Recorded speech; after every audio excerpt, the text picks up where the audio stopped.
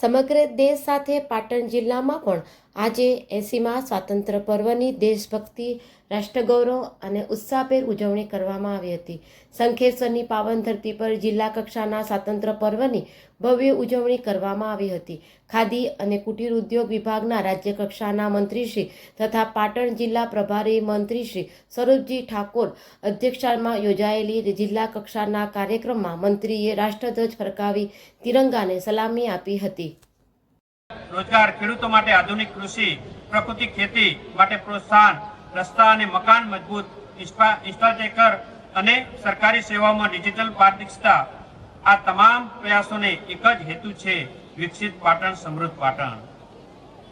મિત્રો, આવો આજે સંકલ્પ લઈએ કે આજના 80મા સ્વતંત્ર પર્વના આ પવિત્ર દિવસે આપણે સૌ તિરંગાની સાક્ષીએ સંકલ્પ કરીએ કે પાટણ જિલ્લાને વિકાસ અને ક્ષેત્રમાં નવી ઊંચાઈએ લઈ જઈશું. આપણા ખેડૂતો સમૃદ્ધ બને, આપણા યુવાનોને રોજગાર મળે, આપણી દીકરીઓ શિક્ષિત બને અને સશક્ત બને, આપણા બાળકો સુપોષિત અને શિક્ષિત બને, ગામડામાં આધુનિક સુવિધાઓ પહોંચે, દરેક પરિવાર સુધી સરકારી યોજનાઓનો લાભ પહોંચે અને પાટણની ઐતિહાસિક વિરાસત સમગ્ર વિશ્વમાં ગૌરવ સાથે ઝળકતી રહે. આજે આપણે સૌ સાથે મળીને સંકલ્પ લઈએ: સ્વચ્છ પાટણ, સુપોષિત પાટણ, શિક્ષિત પાટણ, રોજગારીયુક્ત પાટણ, ખેડૂત સમૃદ્ધ પાટણ અને વિકસિત પાટણ. માન્ય વડાપ્રધાનશ્રીના વિકસિત ભારત 2047ના સંકલ્પને સાકાર કરવા, ગુજરાતને વધુ સશક્ત બનાવવા અને પાટણને વિકાસની નવી ઊંચાઈએ લઈ જવા આપણે સૌએ એકતાથી આગળ વધવાનું છે.